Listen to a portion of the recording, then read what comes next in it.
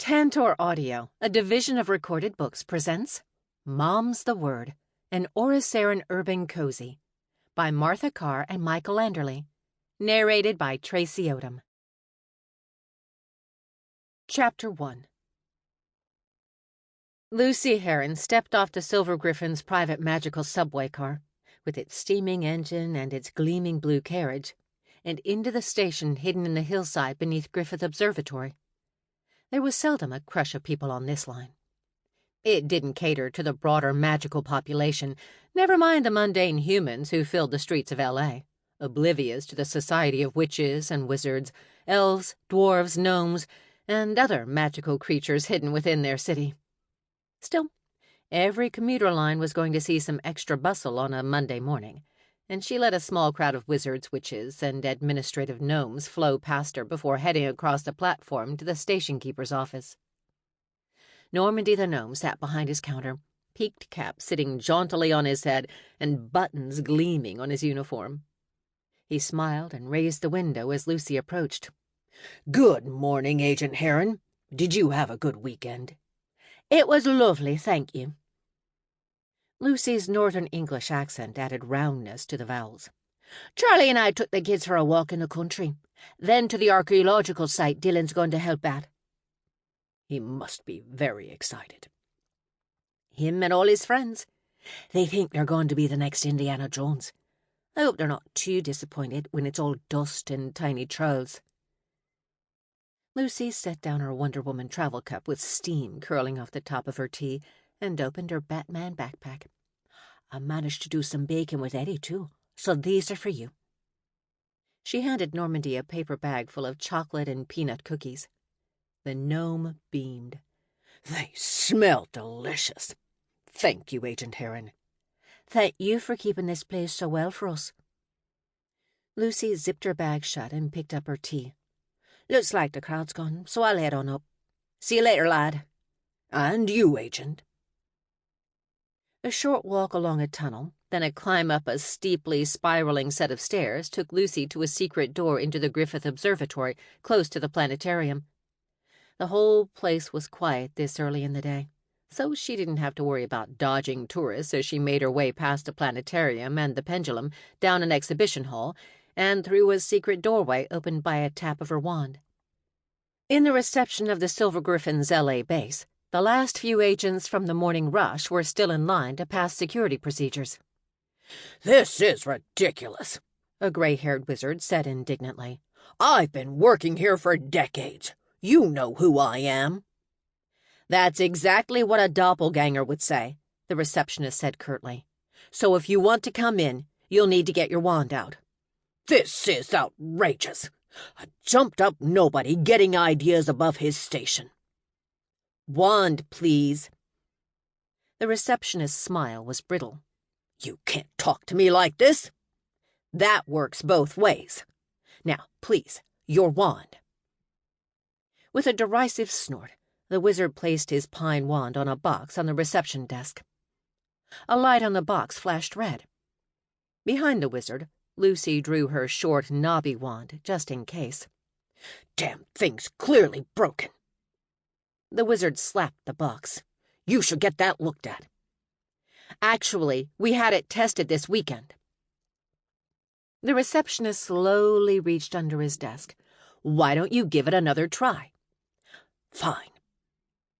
The wizard made as if to place his wand on the box again, then let go of it and grabbed the receptionist's wrist before he could press the alarm button.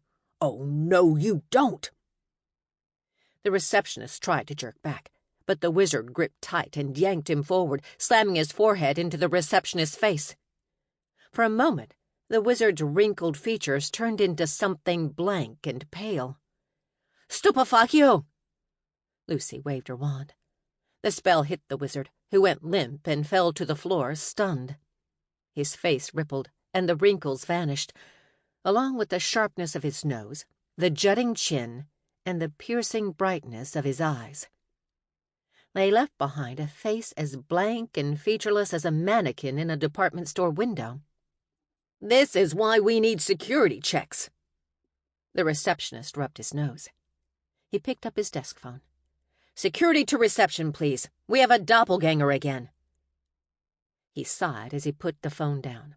Probably hired by one of the criminal gangs, trying to get in and find out about security for the Crown. What Crown? The receptionist blinked, then put on another brittle smile. Nothing. I probably misspoke, and if I didn't, it'll be somebody else's job to tell you. He pointed firmly at the box on his desk. Once you pass security, that is. Lucy tapped her wand on the box. This time the green light came on, and the receptionist waved her into the office as a pair of security witches appeared to take the doppelganger away. Jackie Kowal was already sitting at the desk opposite Lucy's, a big mug of coffee steaming in front of her as she stabbed furiously at her keyboard. "Something annoying in the inbox?" Lucy asked. "Always," Jackie said. "How am I supposed to get any work done when people want me to go to endless meetings and fill in stupid forms? Because I got people's asses into gear for the cleanup after Mr. No, I have to waste my time on messages from the director of this or the head of that." "Senior management is talking to you?" Kelly Petrie asked through the sneer on her perfectly made-up face as she walked past. "Are you sure they haven't got your email address mixed up with someone else?" "Very funny. You can have all these emails if you want. I only want to go chase some rogue magicals." At that moment, a pigeon landed on top of Jackie's monitor with a message wrapped around its leg. "Not another one!" Jackie glared from the bird to two others pecking at worms near her wastepaper bin.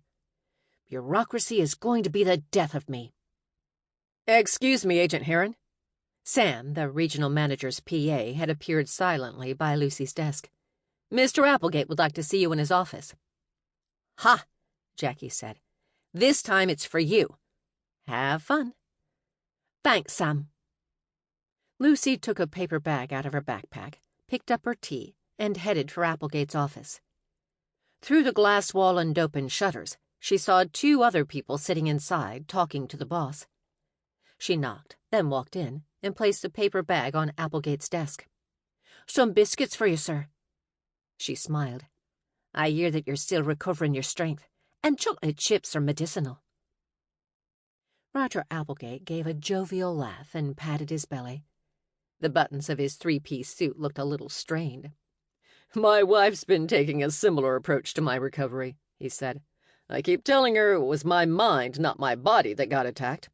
But I have to admit, I don't mind this sort of medicine. Thank you very much." He took a cookie, then offered the bag to his guests while nodding toward Lucy. "This is the agent I was telling you about, number 485, Lucy Heron. Lucy, this is Margaret Sunder, head of security for North America." A short, gray-haired witch with a narrow face and piercing eyes gave Lucy a sharp nod. "Agent Heron." "I believe you know Agent 399, Ellis." A lanky wizard in a charcoal gray suit and red sneakers smiled at her from behind his neatly kept blonde beard. "Howdy, Lucy. How's tricks?" "Pretty good, lad. And you?" "Back in L.A., so I can't complain." Lucy knew what that meant, but she didn't think that Ellis would want her to ask about his dating life in front of their bosses. "Roger tells me that you're one of his best agents." Margaret Sunder studied Lucy as she spoke. "And that you also have some knowledge of art and galleries." "Mr. Applegate is too kind," Lucy said. "There are lots of agents here as good as me. Yes, I do have some art knowledge. I worked in a gallery in Leeds in my teens, back when I wanted to be a curator, and I still get to exhibits when I can." "Excellent. Then I have a project for you." Sunder waved her wand, a slender strip of birch with a velvet grip, and an image appeared in the air. It consisted of a dozen different objects, most of them made from silver or gold, several decorated with gemstones. They included candlesticks, a bowl, a dagger, and a crown. "This is part of the Traci hoard, a collection of medieval metalwork discovered in Lithuania at the turn of the millennium. It includes several magical artifacts, which we were unable to secure before details of the hoard went public. Artifacts that, In an ideal world, mundane humans would never see. Because of its historical and financial value, the hoard became instantly famous, and we were unable to take control of it. Instead, the Silver Griffins have been covertly providing magical security around the items for over 20 years. During that time, we've built up a robust network of security magics around the hoard's usual home. There have been multiple attempts to steal all or part of the hoard, none successful. Now, part of the hoard is leaving Lithuania for the first time since its discovery. For the next 6 months, this part will form an exhibit at the Los Angeles County Museum of Art. It's a matter of absolute certainty that one or more magicals will try to steal parts of the exhibit. We need someone who understands both magic and museums to arrange suitable covert security for as long as these items are in L.A. Are you up to the task? Yes, Mum. The items shown in the images were beautiful. Lucy couldn't wait to see them up close, as well as to have an excuse to hang out in the art museum. This was going to be the best assignment ever. I'll make sure they're secure. Excellent. Agent Ellis will stay in town to provide a liaison from my office. If you need anything from me, let him know, and I'll ensure it gets immediate attention. Sunder stood and headed for the door. Roger, I'll speak to you later. She nodded a curt goodbye and headed out, followed by Ellis. Left alone with Applegate, Lucy turned to her boss with a grin. Thank you so much, sir. This is going to be brilliant. You've earned a chance to do something you'll enjoy. Applegate brushed crumbs from his vest. Not only for the cookies, but for all the times recently that you've saved us from disaster. I'll send you details of the assignment. But for now, perhaps you should spend the day scoping out the gallery. Really get a sense of the place. He grinned. Have fun, Agent Heron. Chapter 2. A mile away from the observatory, a subway train stopped in a station on the main magical line. Elves and dwarves, gnomes and willen, witches and wizards all poured out. Some of them were commuting into town from the edges of L.A., but others had traveled across the country to do business. Some had come even farther. As the rush-hour crowd dissipated, a dozen witches and wizards gathered together on the platform. They spoke to each other in nearly as many languages as there were travelers, though with a skew toward German and Eastern European tongues. All of them wore comfortable clothes and carried suitcases, as well as backpacks and long, slender bags that hung from their shoulders. Gruffbar the dwarf stroked his neatly trimmed beard as he watched the travelers from the side of the platform. This would be the first time he met these clients in person, and he liked to get an idea of who he was dealing with before he approached. They were what he had expected from an ancient order of magical warriors, muscled, alert, with the same sort of bright, confident energy as professional athletes. Not that Gruffbar's law work involved many sports people, but he'd seen them on TV, and he was a decent judge of what made a person distinctive. The Knights of the Hinterland were certainly that. He raised a hand in greeting as he approached. I'm Gruffbar Steelstrike. Is one of you Clara Schultz? A witch in her late 40s stepped out of the small crowd. She was an imposing figure, 6 feet tall in her flat-soled sneakers, and with the sort of sternness that said she wouldn't tolerate any nonsense. Her handshake was intimidatingly firm, and left Gruffbar confident that there were plenty of muscles underneath her loose sports clothes. Guten Morgen. I'm Schultz, the Chancellor of the Knights of the Hinterland. This is my deputy, Oscar von Königsberg. The young man standing next to her gave a curt nod. He was a fraction taller than Schultz, blonde-haired and blue-eyed, and wore an expensive designer T-shirt that flattered his ridiculously muscled body. While Schultz's sternness created the impression that she was waiting for the world to disappoint her, Königsberg looked as though he had already passed judgment, and whoever he was looking at, his sneer was specifically for them. Gruffbar had worked for far worse people, morally speaking.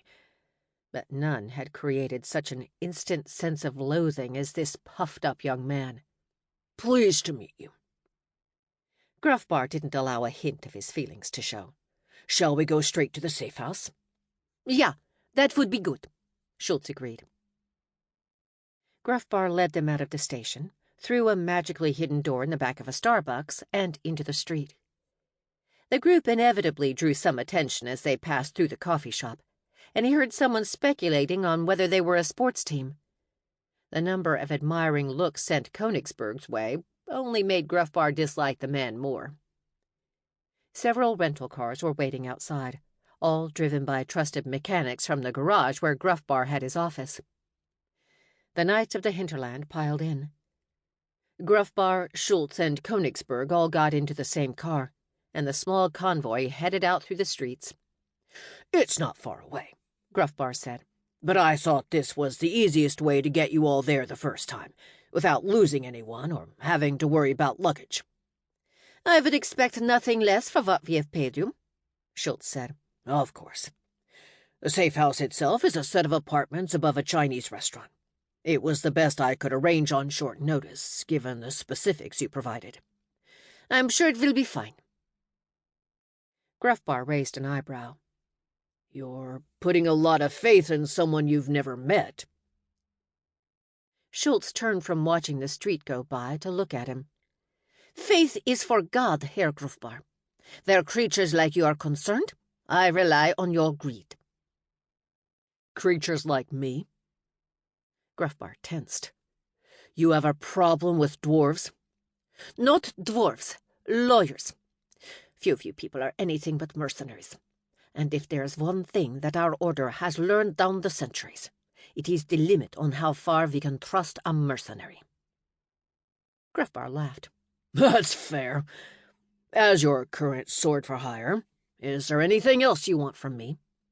"Nein. Our business is our own. If we need you, we will find you." "You make it sound like you'll hunt me down. You know you have my number, right?" "I know. But if I need to, I will hunt." They pulled up in a back street beside a set of dumpsters. The Knights got out, and Gruffbar led them inside, up the stairs to their apartments. "There's some basic food and drink supplied, in case you're hungry after your journey," he said. "Though, by the looks of you, I guess you'll want protein powder more than coffee and croissants. We can shop once you're gone." Schultz put her bag down in the corner of the first apartment. "Thank you, Herr Gruffbar." She shook his hand. To Gruffbar's surprise, so did Königsberg. To his even greater surprise, the guy smoothly and discreetly slipped him a 50 in that handshake. The kid might carry himself like he was God's gift to God, but he certainly knew how to tip. "I'll get out of your hair," Gruffbar said. "If you need anything." He made sure to catch Königsberg's eye. "Call me." Once Gruffbar was gone, Clara Schultz gathered her men and women in the living room of one of the apartments. Space was limited, but it would do. Once she got rid of the sofa and brought in a suitable table, this could be their command and control room. She set a crystal on top of the TV set and tapped it with her wand, a dagger made from a tough alloy of star metal and silver. There was a crackle like static as anti-surveillance magic spread out through the room. That wasn't only for the dwarf's sake, though she knew what sort of clients he usually worked for and therefore how little they could trust him. More important was keeping anything said here from the ears of the Silver Griffins. If they knew what the group planned, it would put everything in jeopardy. She surveyed her companions. 11 of the best and brightest that the Order of the Knights of the Hinterland had to offer. Therefore, the best and brightest in the world. Strong, smart, skilled, and committed to their cause. "There will be many distractions in this city." Centuries ago, when the Order had ridden into battle alongside the Teutonic Knights and the Sword Brothers, their leader would have addressed his troops in German, the language of the Order's founders. These days, English had become the universal language, the one spoken by recruits from all over the world, so she used it now. In 200 years, her successors would probably use Chinese, but that was for them to deal with. Her view was long, her concerns immediate. Amid these distractions, it is more important than ever that you remember who you are and what binds you together. We have a mission, one we have labored at unflinchingly for over 800 years. What is that mission? Drive back the darkness, the knights chanted in unison. Lift the light! Hunt down the monsters! For the glory of God and a better world! Good. If you ever find yourselves uncertain, if you need something to bring you back to the path, remember those principles and choose your actions in their service. God and the ghost of the Order will light your way. Now, to our mission here. She waved her dagger wand, and an image appeared in the air. It was a crown, crafted from intricately intertwining strands of gold, with red gemstones like droplets of blood around the outside, and sharp points gouging the air above. The Grand Master's crown, stolen from the Order by a heathen Samlander sorcerer during the Secret Crusade, hidden away for centuries. Without it, we have been unable to appoint a Grand Master or access the full magic of that post. For centuries, chancellors such as myself have guided the Order, but we have been without a true leader. The time has come to end our long period of deprivation. We have found the crown, and we must reclaim it. No one will simply give back what is rightfully ours. We must earn it once more by force of arms, of wits, and magic. For the glory of God and a better world, the knights chanted. Indeed. The crown is on its way to Los Angeles. There better for us to retrieve God's gift to us than in this city of angels. What is the plan? Oscar von Königsberg asked. The crown will arrive in the city within the next few days. We will seize it during the journey to the museum and leave using the magical subway. What if that first attempt fails? Some leaders would have resented a subordinate questioning the infallibility of their plan. Schultz was not that sort of leader. She was too smart, too experienced, too well-versed in the history of the Order to believe that every fight would end in victory, no matter how well they planned. It was important to have contingencies, and valuable to have a deputy who understood this. His question in front of the others did not undermine her. It showed his faith in her ability to lead. Then we will have to take it from the museum. For that reason, we will start staking out the place today, in the guise of tourists. Better to be over-prepared than be dragged down by ignorance. She looked around the group. You have an hour to pick your rooms, unpack, and freshen up. Then be back here ready to receive your orders. For the glory of God! For the glory of God! They chanted, then hurried away. Chapter 3. Lucy sat on a sofa with a sketch pad in her lap and a pencil in her hand. After a day surrounded by art, she felt inspired to have a go again. Not that she'd spent the whole time looking at the exhibits. Applegate had sent her to Lockma to assess the layout and consider the best options for magical security, and that was exactly what she had done. She'd poked her head into every corner of every corridor, gone along every public hallway, and used her wand to get into the places where the public wasn't supposed to go. She had thoroughly assessed the layout and the challenges it offered, and tomorrow she would start work on a plan to keep the artifacts secure in a building like that. Still, you couldn't spend all day in an art gallery and not take in the wonders around you. She had taken the opportunity to see paintings, drawings, and sculptures, to take her time with the art. Normally, she only got to visit on her lunchtime, or with the kids in tow, and either way led to a rushed experience. This time, she had slowed down and enjoyed herself. Although she had been thinking about art again recently, this was the first time she had felt truly creative.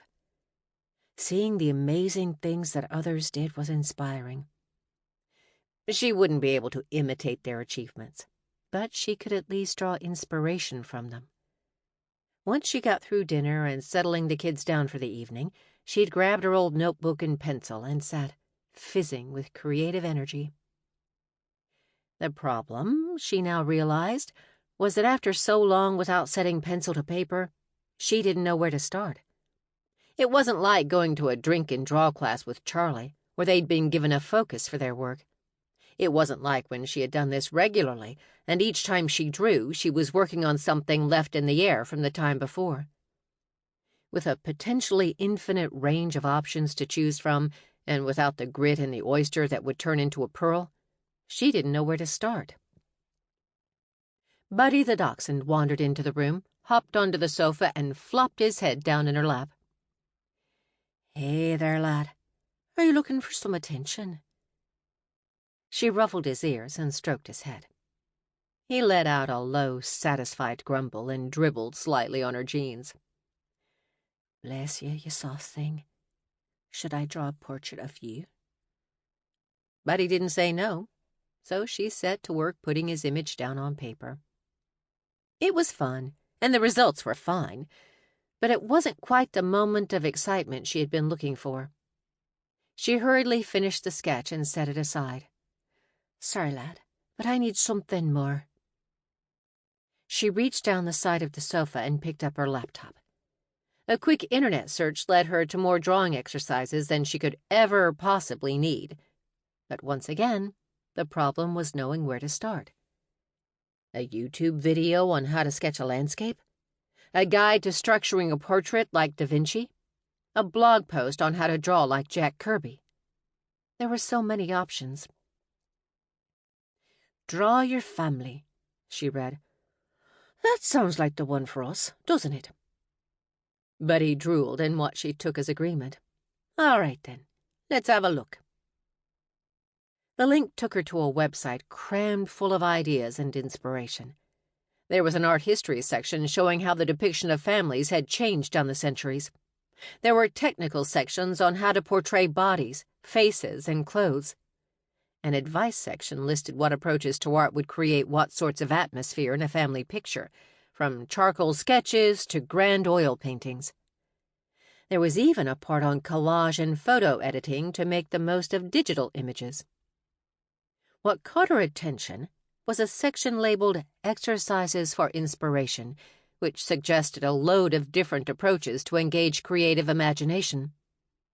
Most of them started with family photos and the memories they evoked. Lucy went from the browser to a folder holding her photos.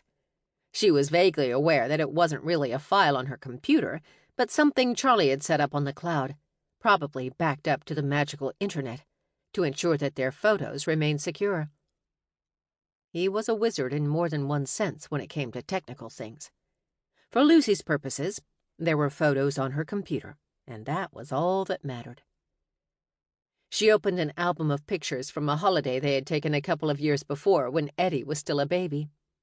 It was the last time they'd been to visit her folks in England, and they'd made the most of it, taking Dylan around all the historical sites a 10-year-old boy could want.